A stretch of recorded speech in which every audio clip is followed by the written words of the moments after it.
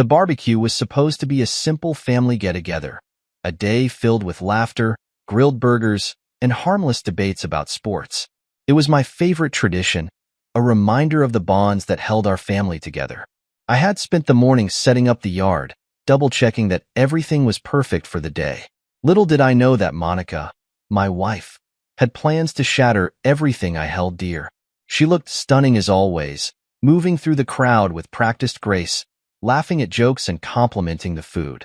From the outside, we were the perfect couple. I played my part well, greeting relatives, flipping burgers, and exchanging polite banter.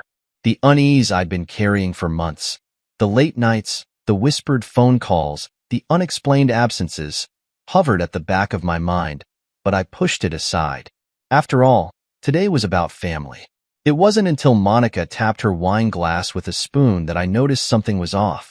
The crowd grew quiet, curious eyes turning toward her as she stood at the center of the patio. I leaned back in my chair, a cold beer in hand, and watched her with mild curiosity. She looked nervous, her hand trembling slightly as she set the glass down. I couldn't have anticipated what she was about to say. "Everyone," Monica began, her voice steady despite the tremor in her hand.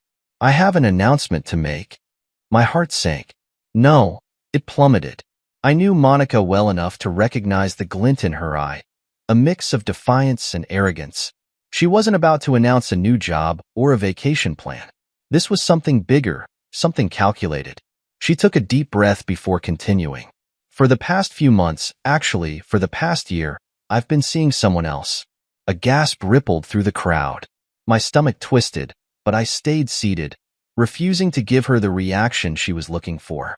Out of the corner of my eye, I noticed my cousin Eric stiffen, his face paling as Monica turned toward him. "And now," she continued, her voice gaining confidence, "we're expecting a child." The words echoed in my mind, each syllable slicing through me like a blade. The crowd erupted in whispers and gasps, some staring at Monica in disbelief while others turned their attention to me. I could feel their pity, their confusion, their judgment. But I wasn't going to give them a show, not yet. I took a long sip of my beer, set the bottle down with deliberate calm, and stood. Monica watched me, expecting a scene. She wanted yelling, accusations, drama. Instead, I smiled, cold, calculated, and entirely devoid of warmth.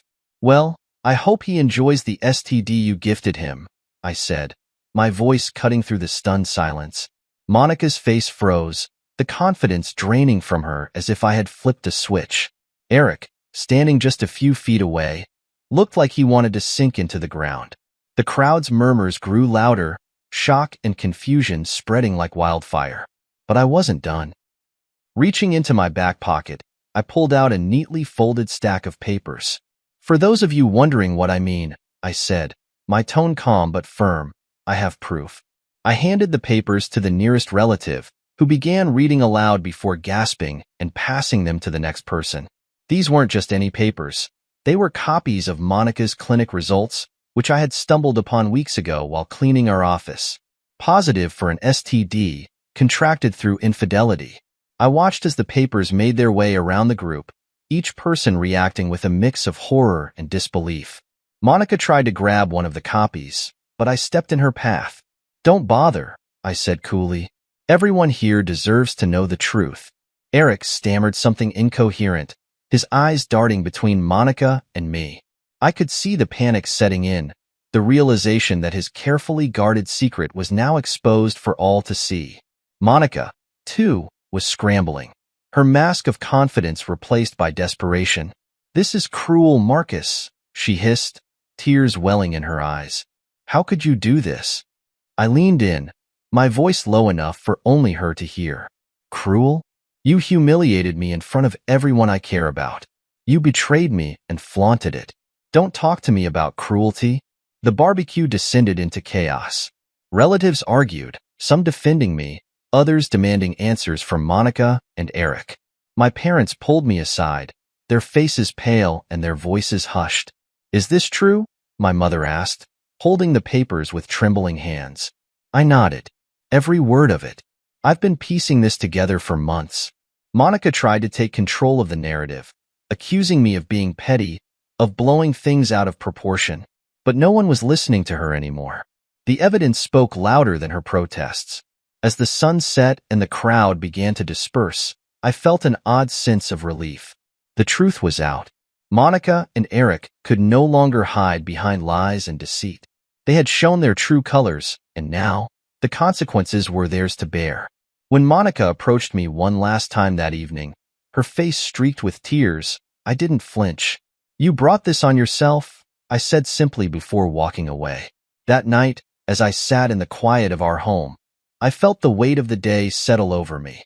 The betrayal was devastating, yes, but for the first time, I felt like I had regained control. The ball was in my court now, and I intended to play it wisely. The silence of the house that night was both deafening and comforting. Monica was gone, off to wherever Eric had slithered off to lick his wounds after the disastrous barbecue. I sat at the dining table, the same spot where we'd once shared quiet mornings over coffee and long conversations. The irony wasn't lost on me. This very table now held the stack of evidence that had unraveled her lies. The results were in plain sight, illuminated by the dim light of the chandelier. Monica's clinic records, positive for an STD. It was a harsh, undeniable confirmation of her betrayal. I had stumbled upon them by accident weeks ago while reorganizing the office. I wasn't snooping. It was just one of those mundane tasks I took on to keep my mind off the tension that had been growing between us. At first, I didn't know what I was looking at. The clinical language, the numbers and abbreviations, didn't make sense immediately. But then the words "positive result" leapt off the page, followed by the name of the disease. My stomach churned, and my hands trembled as I reread the document, disbelief turning into a cold, burning fury. Looking back, the signs had been there. Monica's late nights out, with friends. The unexplained charges on our credit card for fancy dinners and hotel rooms. Her sudden interest in keeping her phone password protected. I had tried to rationalize it all, telling myself I was being paranoid. But the results in my hand were the final puzzle piece, and they painted a picture I could no longer ignore. For days, I wrestled with how to confront her. The heartbreak was overwhelming, but it was the humiliation that stung the most. She hadn't just betrayed me. She had brought her affair into my home, our shared life, and paraded it in front of me under the guise of normalcy. But confrontation wasn't enough. Monica wasn't the type to admit fault or apologize sincerely. She'd spin the narrative, twist the blame, and try to paint herself as the victim. If I wanted justice and closure, I needed a plan. That's when I started documenting everything. I went through months of bank statements, cross-referencing them with her explanations about where she'd been and what she'd been doing. I took screenshots of suspicious texts I'd seen flash across her phone. I saved the clinic results to multiple secure locations, ensuring I had backups. Every piece of evidence was carefully cataloged, ready for the moment I would need it. The barbecue became my perfect opportunity. Monica had been the one to insist on hosting it, claiming it would bring the family closer. The irony was laughable. I decided then and there that if she wanted a public stage, I'd give her one, just not the kind she expected. As I sat at the table that night, replaying the chaos of the day, I felt a strange sense of satisfaction. Monica had thought she could control the narrative, that she could humiliate me and walk away unscathed. But the look on her face when I handed out those papers was seared into my memory, a mix of shock, anger, and panic. For the first time in months, she didn't have the upper hand. Eric's reaction had been equally priceless. He had always been the golden boy of the family, charming and seemingly perfect. But as the clinic results made their way through the crowd, his facade crumbled. The murmurs of disgust, the judgmental stares. It was a reckoning he hadn't seen coming. And I wasn't done with him yet. The documents weren't just a weapon against Monica. They were my shield. If anyone tried to defend her or question my actions, I had the truth on my side. It was irrefutable, undeniable, and damning. I thought about Monica's reaction earlier in the evening, how she had tried to spin the situation as me being petty and cruel. She couldn't comprehend that this wasn't about revenge, it was about justice. She had betrayed me in the most personal way possible, and I wasn't going to let her rewrite the story to make herself the victim. As I folded the documents and placed them back in the folder, a wave of exhaustion hit me. The barbecue was just the beginning. The real battle was yet to come: divorce proceedings, property division, and dealing with the fallout within the family. But for now, I allowed myself a moment of peace. The truth was out, and that was a victory in itself. Before heading to bed, I glanced at my phone. Unsurprisingly, there were several missed calls and texts from Monica. Most were a mix of anger and desperation. "How could you humiliate me like that? Asterisk. You've destroyed my reputation. Asterisk. We need to talk. Asterisk." I ignored them all. She had made her choices, and now she had to live with the consequences. As I turned out the lights and climbed into bed, I felt a strange sense of clarity. Monica's betrayal had been a devastating blow, but it wasn't the end of my story. If anything, it was the beginning of a new chapter, one where I took back control of my life. Tomorrow, I would meet with my lawyer and finalize my plans. Monica might have thought she could walk away unscathed, but she was about to learn the hard way that actions have consequences. The morning after the barbecue felt different. The air in the house was heavier, quieter, as if even the walls were processing the chaos of the night before. Monica hadn't come home. No calls. No messages. Just silence. I sat at the kitchen table, sipping coffee and replaying the previous day's events in my mind. The looks on their faces, Monica, Eric, and the rest of the family, played like a highlight reel. Shock, horror, judgment, satisfaction warmed me momentarily, but I knew it was far from over. By mid-morning, my phone buzzed with a flurry of messages from family members. Some were supportive, others were furious, and a few were just curious. Monica's sister called first. "Marcus," she said hesitantly, "is it true? Did Monica really?" "Every word," I replied. "You saw the proof." She sighed deeply. "I don't know what to say. I'm so sorry." I appreciated her support, but her apology wasn't what I needed. It wasn't her betrayal.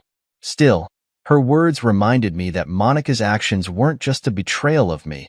They had fractured the entire family. By the afternoon, the fallout was in full swing. My parents came over, both visibly shaken. My mom, usually calm and composed, couldn't stop wringing her hands. "How did we not see this coming?" she asked, her voice trembling. Monica always seemed so devoted. "She was good at pretending," I replied. "But the truth always comes out." My dad, a man of few words, placed a firm hand on my shoulder. "You handled it well, son. You didn't lose your temper. You kept your dignity." His words meant more to me than he probably realized. For months, I had felt like a fool, blinded by love and loyalty while Monica deceived me. But yesterday, in front of everyone, I had reclaimed my power. Then came Eric. I knew it was only a matter of time before he reached out, and when his name lit up my phone screen, I couldn't help but laugh. I let the call go to voicemail, then played the message. "Marcus, we need to talk," Eric said, his voice tight with anger. "What you did was uncalled for. You embarrassed Monica and me in front of the whole family. You didn't have to air our private business like that." I replayed the message, shaking my head at his audacity. He was angry? He felt humiliated? The irony was almost too much to bear. This wasn't just my business. It was his betrayal of our family bond. But I didn't respond. Eric didn't deserve an explanation or a platform to justify his actions. Let him stew in his guilt, or, more likely, his self-pity. I wasn't interested in his version of events. By evening, Monica finally showed her face. She walked in without knocking, her heels clicking against the hardwood floor like a drumbeat of defiance. Her makeup was smudged, her hair disheveled, but her eyes were full of fire. "We need to talk," she demanded, arms crossed. I leaned against the counter, crossing my arms in return.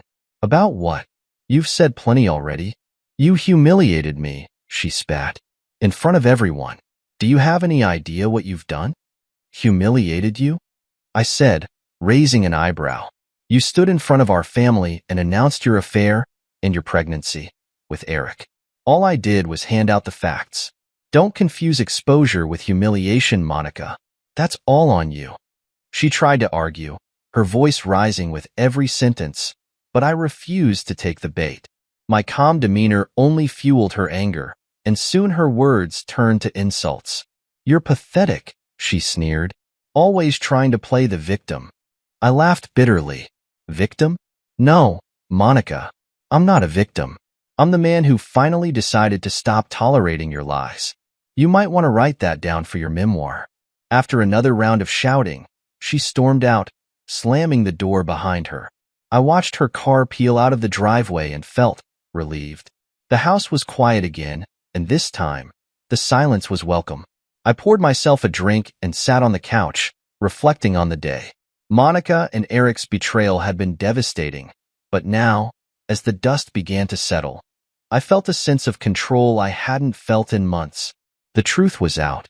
My cards were on the table, and for the first time, I felt like I was playing to win. Over the next few days, I continued to field calls and messages from family members.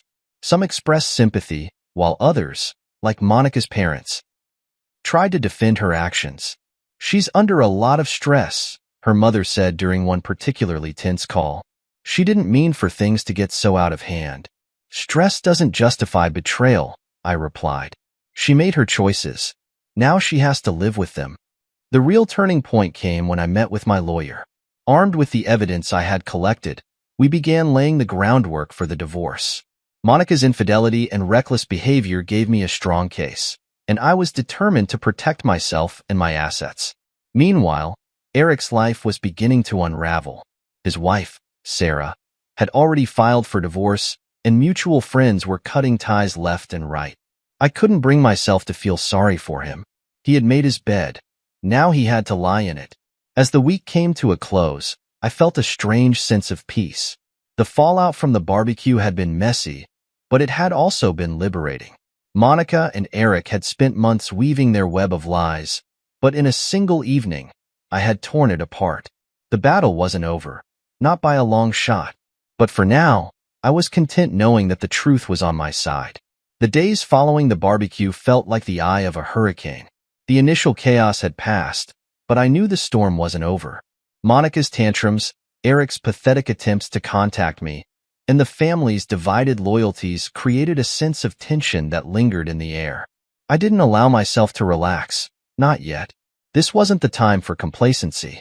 It was time to prepare.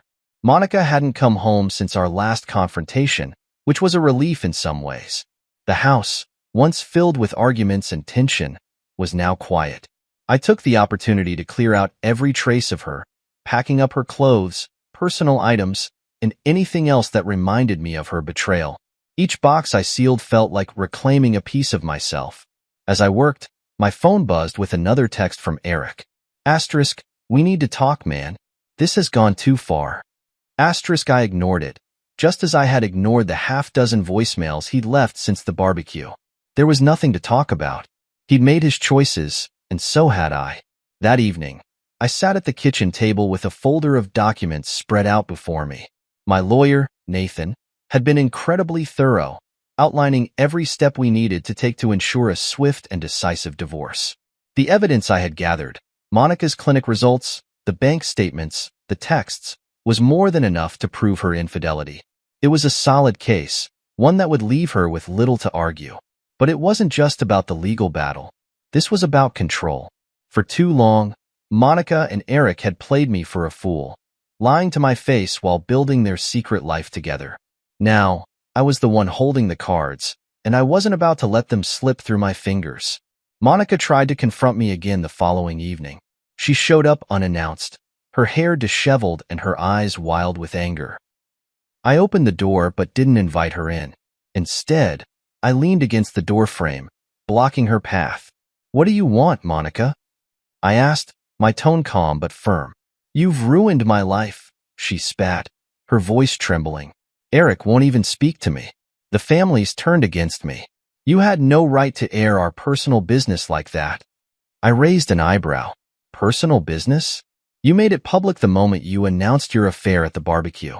Don't blame me for the consequences of your actions." Her eyes filled with tears, but I wasn't moved.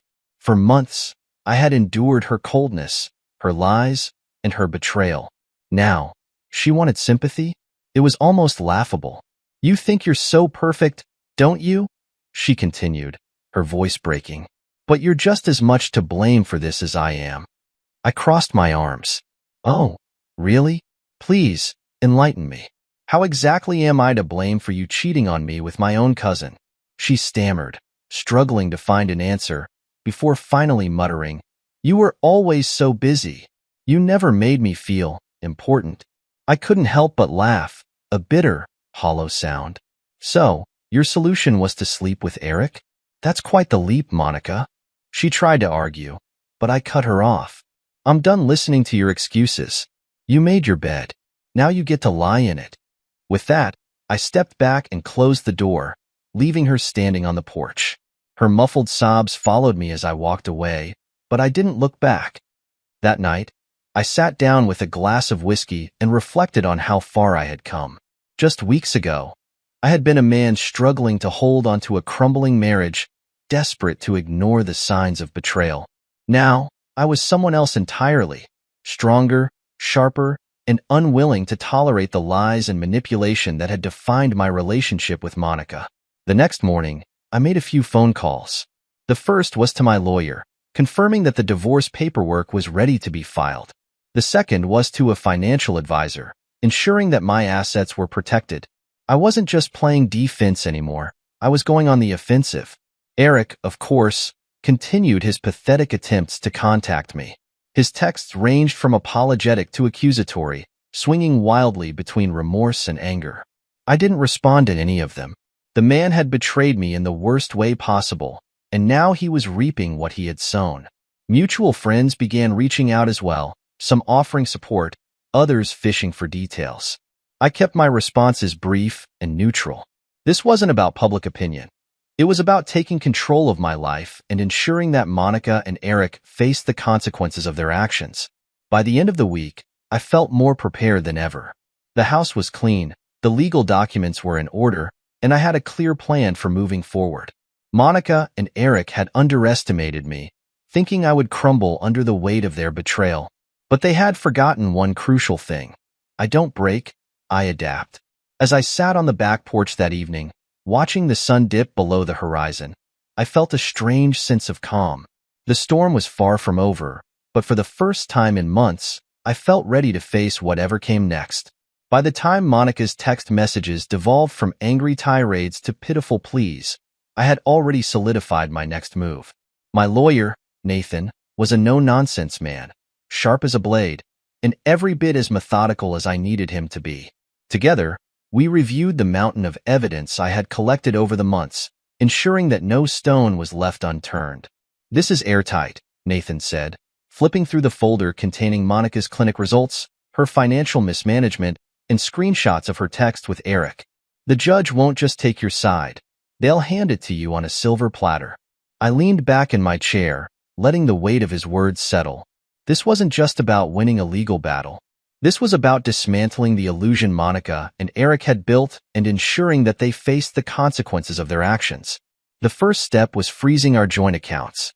Monica had spent months bleeding them dry, funding her escapades with Eric, and I wasn't about to let her take another cent. Nathan helped me secure a court order to prevent her from accessing any remaining funds. Next came the property. The house was legally mine, purchased with money I had saved long before Monica entered the picture. Nathan assured me that her claims to it would be weak at best, especially given the evidence of her infidelity. Still, I braced myself for a fight. Monica wasn't the type to go down without a struggle. Monica, of course, didn't take the financial restrictions lightly. She stormed into the house one afternoon, uninvited as usual, and slammed her purse onto the kitchen counter. "What the hell, Marcus?" she demanded, her voice trembling with fury. "I can't access any of our accounts." I calmly sipped my coffee, refusing to rise to her bait. "They're not our accounts anymore," I said. "You forfeited that privilege when you decided to fund your affair with Eric." Her face flushed with anger. "You're punishing me because you can't handle the fact that our marriage is over." I set my mug down and met her gaze. "No, Monica. I'm holding you accountable for your actions. There's a difference." She tried to argue, throwing every insult and excuse she could think of. But her words bounced off me like rain on a windshield. I was done letting her manipulate me. This wasn't her game anymore. It was mine. The next step in our strategy was ensuring that Monica's infidelity and reckless behavior were front and center in the divorce proceedings. Nathan filed a motion to include the clinic results and financial records as evidence, painting a clear picture of her betrayal and irresponsibility. Monica's lawyer, a slimy man named Gerard, tried to block the motion, arguing that the evidence was irrelevant and invasive. Nathan, however, tore his arguments apart with surgical precision. This evidence speaks directly to the character and conduct of the respondent, Nathan argued in court. It demonstrates a pattern of deceit and reckless behavior that directly impacts the division of assets and custody considerations. The judge agreed, allowing the evidence to be admitted. Monica's face was a mask of fury and humiliation as she realized that her secrets were now a matter of public record. As the legal process unfolded, Eric's situation took a nosedive. His wife, Sarah, had already filed for divorce, and she wasn't holding back. She used the evidence I provided to build her own case, ensuring that Eric's reputation and finances were in tatters. Mutual acquaintances began distancing themselves from both Monica and Eric, unwilling to associate with their drama and disgrace. The once smug duo now found themselves isolated, their carefully constructed facade crumbling under the weight of their actions. Meanwhile, I focused on rebuilding my life. I threw myself into my work, finding solace in the structure and purpose it provided. My colleagues, many of whom had heard whispers of the situation, offered their support, reminding me that I wasn't alone. I also began reconnecting with old friends, people I had lost touch with during my marriage to Monica. They welcomed me back with open arms, providing a much-needed reminder that I was more than just the man Monica had betrayed. I was still me. As the weeks turned into months, Monica's desperation grew. She sent me countless texts and emails, alternating between apologies and accusations. One day, she even showed up at my office, demanding to speak with me. "I'm sorry, Marcus," she said, tears streaming down her face. "I made a mistake. I didn't mean for things to get this bad." I looked at her, feeling nothing but a hollow sense of pity. "Your mistakes weren't accidental, Monica. They were choices. And now you're facing the consequences." She tried to argue, but I cut her off. "The divorce is happening. You need to accept that and move on." With that, I walked away, leaving her standing in the lobby, a shadow of the woman I once thought I loved. The divorce proceedings continued to unfold in my favor. The judge ruled that Monica's infidelity and financial irresponsibility justified my claims to the majority of our shared assets. The house, the savings, and even the car. All of it was awarded to me. Monica, meanwhile, was left with little more than the debt she had accrued and the broken relationships she had created. As I left the courthouse after the final hearing, I felt a wave of relief wash over me. The legal battle had been exhausting, but it was worth every moment. I had fought for my dignity, my future, and my peace, and I had won. Driving home that day, I allowed myself a rare smile. The storm wasn't over yet, but the clouds were beginning to clear. And for the first time in a long time, I felt hopeful about what lay ahead. The fallout from the barbecue didn't just destroy Monica's reputation. It turned Eric's life upside down in ways he never could have anticipated. As smug and untouchable as he had once seemed, it became clear that he had overplayed his hand. His carefully constructed life was crumbling, and every piece that fell was a direct result of his own decisions. It began with his wife, Sarah. While Monica's betrayal had been a personal blow to me, Sarah's fury toward Eric was nothing short of nuclear. She wasted no time filing for divorce, citing infidelity and emotional abuse. When she reached out to me for evidence, I didn't hesitate to provide everything I had: text messages, financial records, and even the clinic results that Monica had so carelessly left behind. With that ammunition, Sarah's legal team obliterated Eric in court. She secured custody of their children, the family home, and a significant portion of his assets. The man who once boasted about his charm and intelligence was reduced to a desperate figure scrambling to salvage what little he had left. Eric tried to fight back, of course. He painted himself as the victim, claiming that Sarah was using my evidence to gang up on him. But the judge wasn't buying it. The evidence was overwhelming, and Eric's attempts to shift blame only made him look more pathetic. The professional consequences were just as severe. Eric worked for a mid-sized construction firm where reputation mattered almost as much as skill. News of his affair with Monica, and the public spectacle it had caused, spread quickly through their professional network.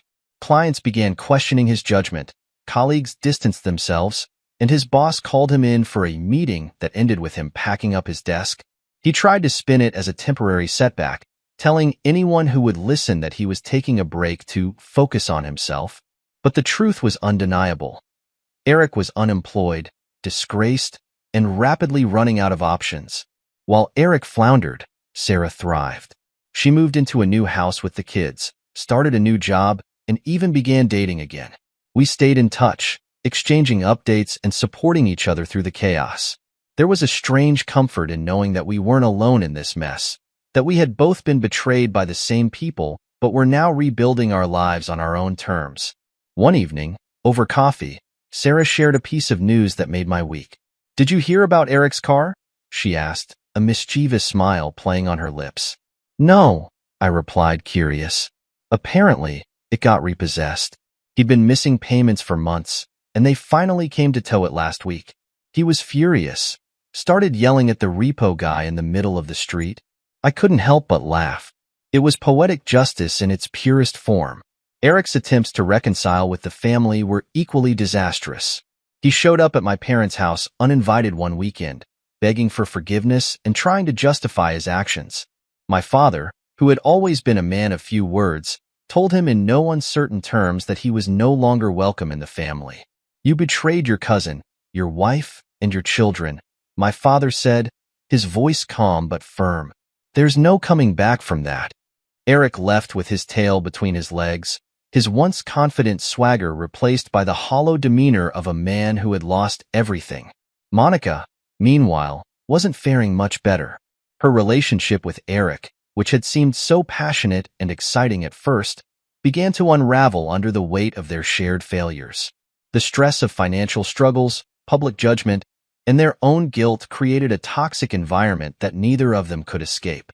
I heard through the grapevine that they were fighting constantly, each blaming the other for their downfall. The love that had once fueled their betrayal had turned into resentment, and it was only a matter of time before it imploded completely. Despite everything, Eric still had the audacity to reach out to me. His texts were a mix of apologies, excuses, and veiled threats.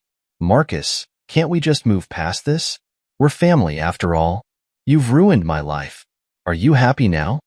You need to let this go before it gets worse for everyone involved." I never responded. There was nothing he could say that would make me forgive him, and I wasn't interested in giving him the satisfaction of a reply. One day, as I was leaving work, I spotted Eric in the parking lot. He looked disheveled, his once pristine suit replaced by wrinkled clothes and scuffed shoes. He approached me hesitantly, his hands shoved deep into his pockets. "Marcus," he began, his voice barely above a whisper. I wanted to say I'm sorry." I stared at him for a moment, searching for any sign of sincerity. "Sorry doesn't erase what you did," I said finally, "and it doesn't change where we are now." He nodded, his shoulders slumping. "I know. I wish things had been different." "So do I," I replied. "But we can't go back. You made your choices, Eric. Now you have to live with them." With that, I walked away, leaving him standing alone in the fading light. As I drove home that evening, I felt a strange sense of closure. Eric's downfall wasn't something I celebrated, but it was a reminder that actions have consequences. He had betrayed me in the worst way possible, and now he was paying the price. For the first time in months, I allowed myself to relax. The storm was still raging, but I was no longer caught in its path. I had taken control of my life, and I wasn't looking back. Monica's descent into isolation wasn't a sudden plunge. It was a slow, agonizing unraveling. After the barbecue and the fallout that followed, she tried to keep up appearances, but the cracks in her life widened with every passing day. Her confidence, once unshakable, began to crumble under the weight of her own decisions. At first, she clung to Eric, believing that their shared betrayal would somehow bind them together. But their relationship, built on lies and infidelity, quickly showed its flaws. The excitement they once shared turned into arguments and blame shifting. Their love affair became a toxic loop of resentment and denial. I heard through mutual acquaintances that Monica had moved in with Eric after Sarah kicked him out.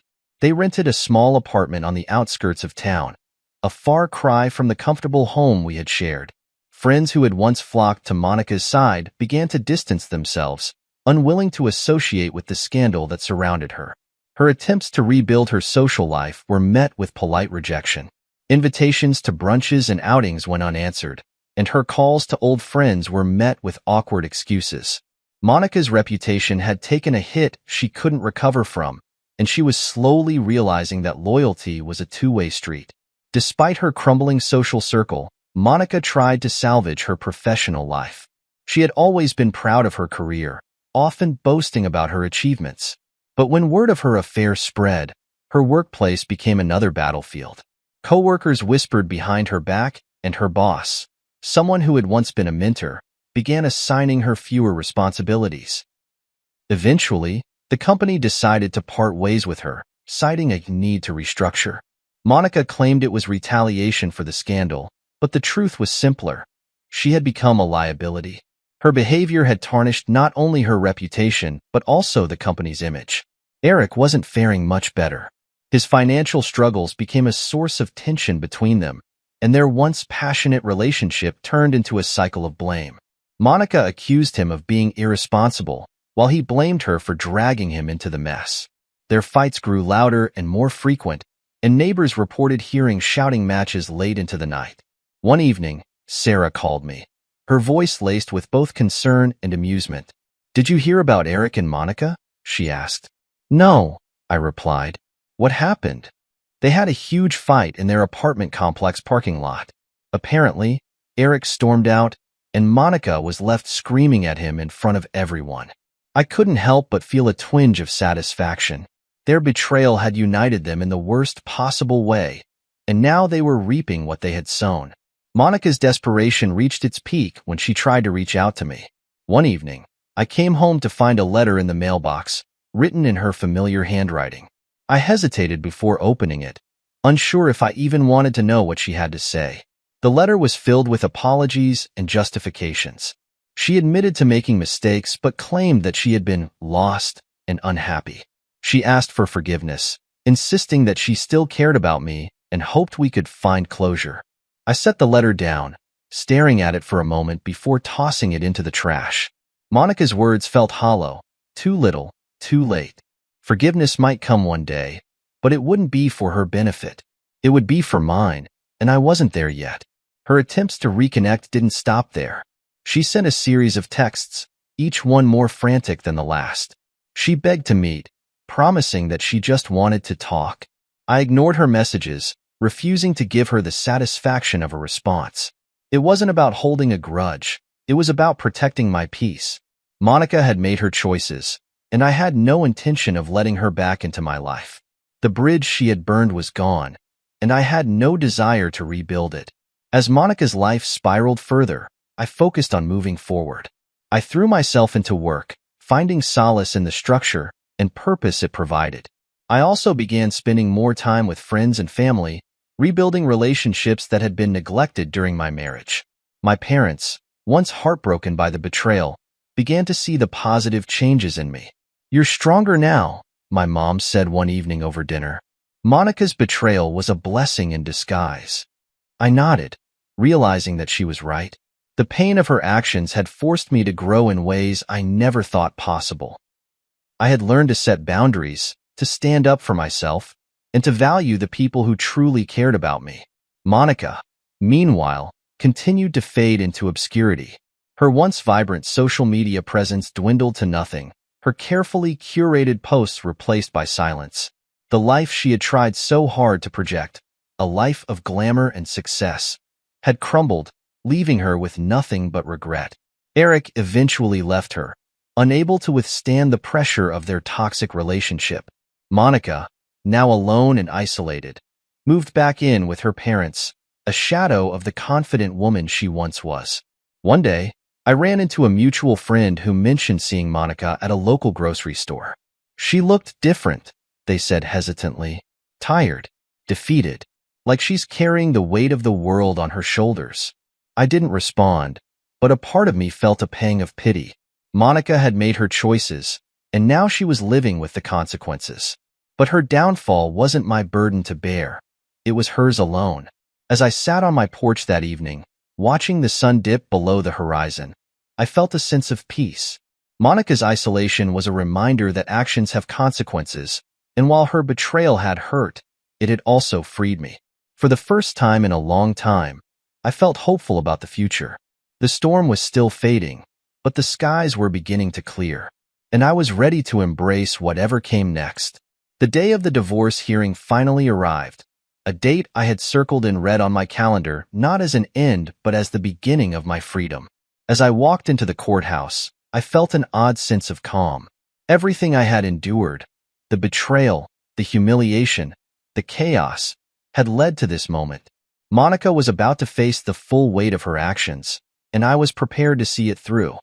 Monica sat across the room, avoiding eye contact as her lawyer whispered in her ear. Her once proud demeanor had wilted into something unrecognizable. The stress of the past months had taken its toll. Her face was pale, her eyes sunken, and the confident smirk she used to wear was gone. She looked fragile, but I couldn't let myself feel pity. Not here, not now. Nathan, my lawyer, sat beside me, radiating confidence. He leaned over and whispered, "We've got this.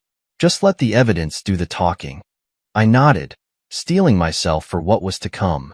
The proceedings began with opening statements, and Monica's lawyer wasted no time painting her as a victim.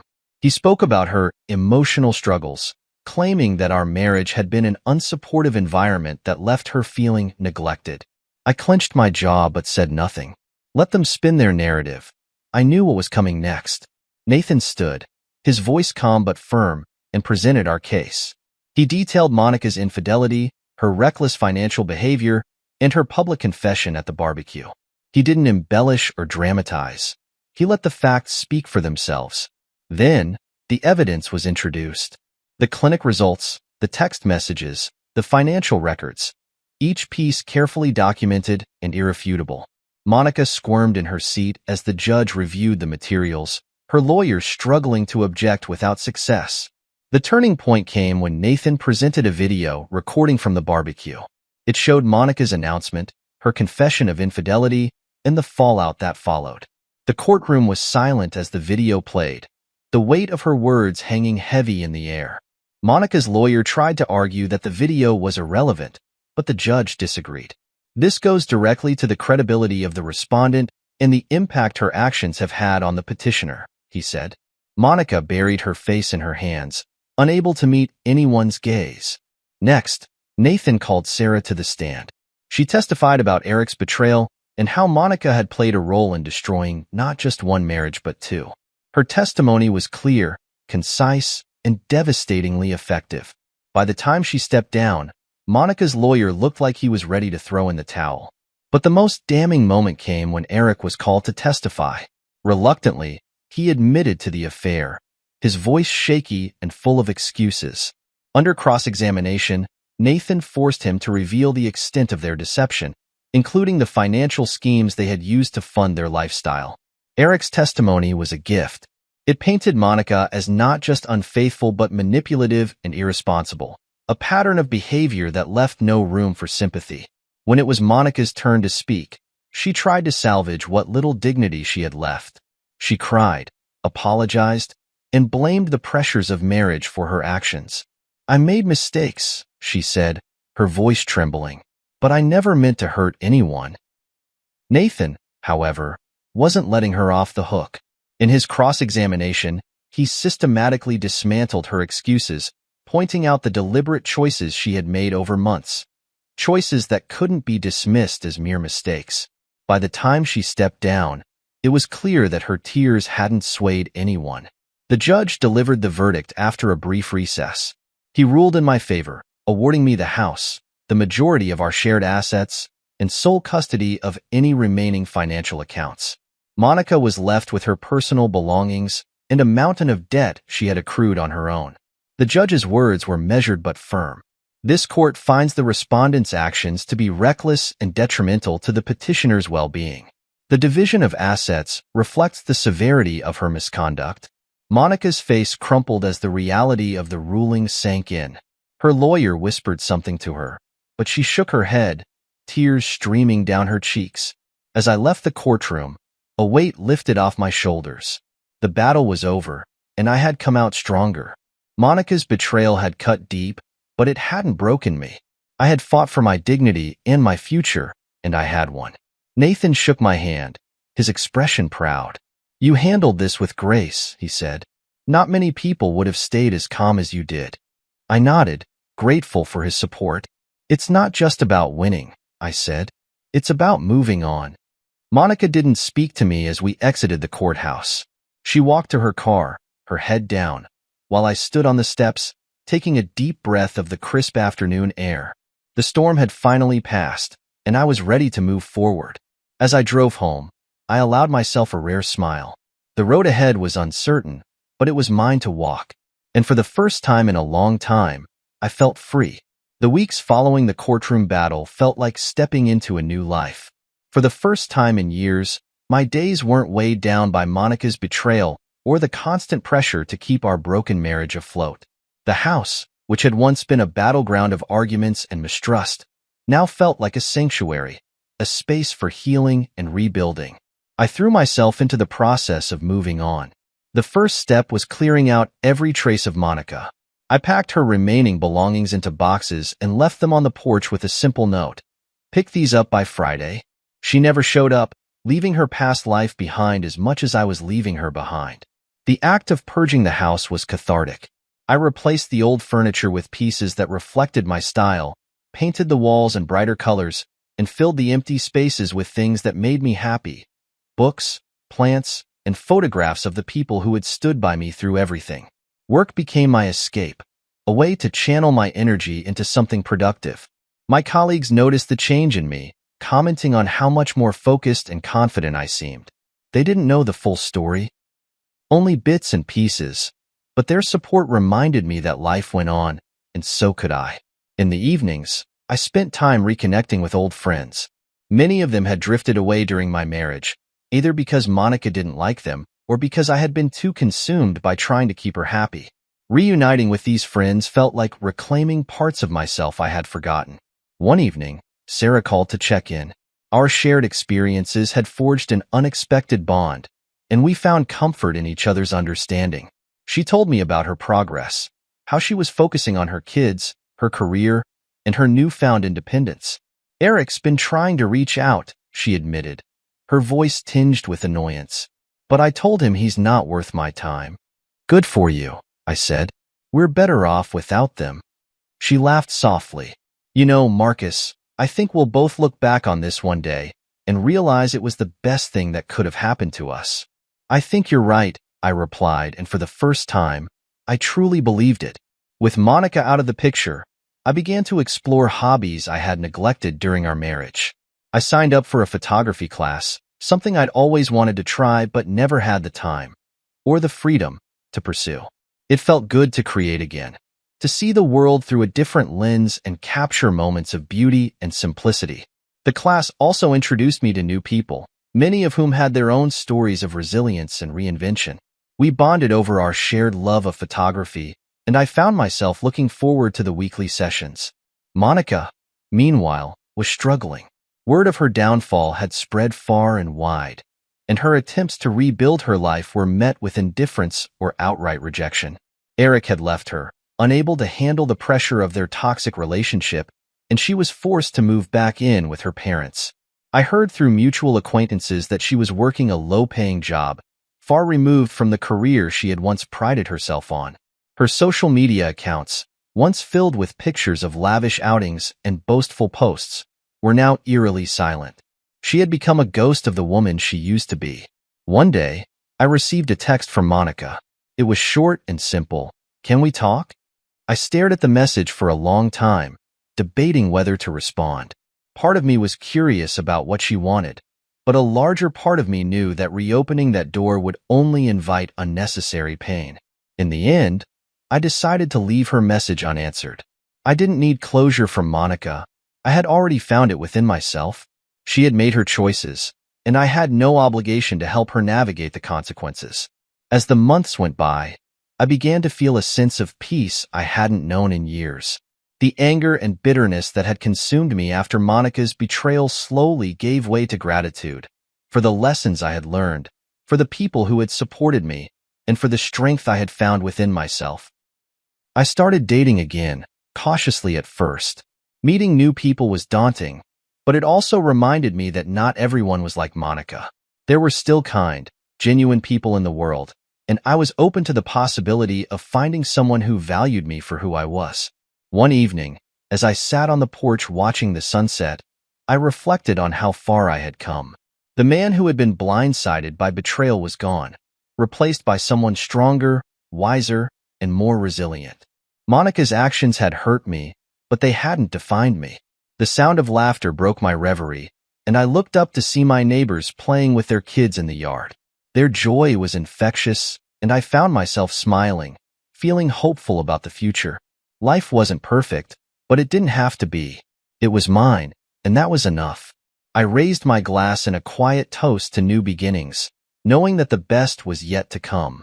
It had been over a year since the day Monica turned my life upside down, and yet as I stood on the porch of my newly rebuilt home, it felt like a lifetime ago. The man I was back then, confused, angry, and broken, felt like a stranger. I had walked through fire and emerged on the other side stronger than I ever thought possible.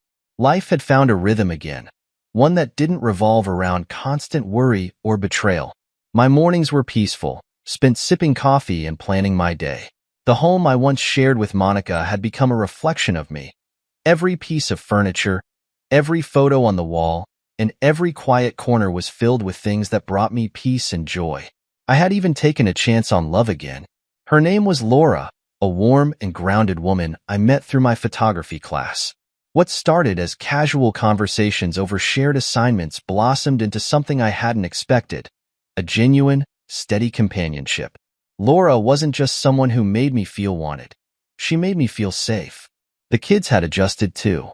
Monica had been granted occasional supervised visitation, but the kids preferred to stay with me.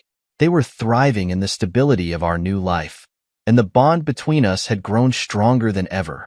One evening, my youngest asked, "Dad, are you happy?" The question caught me off guard, but I smiled and said, "I am, buddy. I really am." His response was simple but profound, "Me too." Monica, on the other hand, had faded into the background of our lives. She still reached out occasionally, short, hollow messages asking for updates or offering apologies. I rarely responded. There was nothing left to say. Her choices had taken her down a path she couldn't return from, and while I didn't wish her ill, I also didn't feel responsible for her redemption. Her relationship with Eric had predictably imploded. From what I'd heard, he had moved out of state to escape the fallout, leaving her to pick up the pieces alone. She was living with her parents, working a job that barely covered her expenses, and facing the reality of being shunned by the very social circles she once prided herself on. The final time I heard from Monica was through a handwritten letter. It arrived one morning in a plain envelope with no return address. The handwriting was shaky, as though she had struggled to find the right words.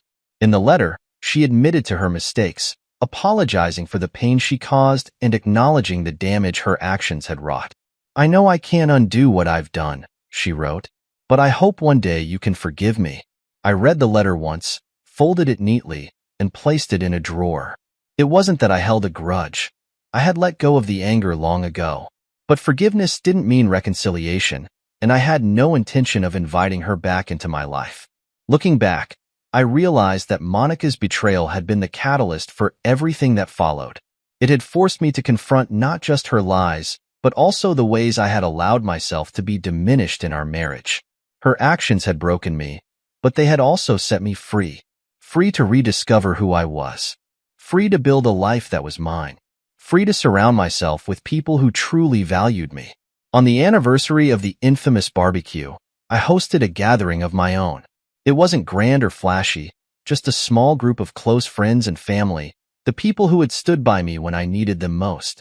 As we sat around the fire pit, laughing and sharing stories, I felt an overwhelming sense of gratitude. This was what life was supposed to be, simple, joyful, and full of connection. Laura was there, her hand resting lightly on mine. The kids were running around the yard, their laughter filling the air. And for the first time in years, I felt completely at peace. That night, after everyone had left and the house was quiet, I stood on the porch looking out at the stars. The journey hadn't been easy, but it had been worth it. Every step, every struggle, every moment of doubt had led me to this point. Monica's betrayal had been the final blow to a life that wasn't truly mine. In its wake, I had found something far better: clarity, resilience, and a future filled with possibility. As I raised my glass to the night sky, I whispered a quiet toast to the man I had become, a man who had faced the storm and emerged stronger for it. And with that, I turned and went inside, ready to embrace whatever came next.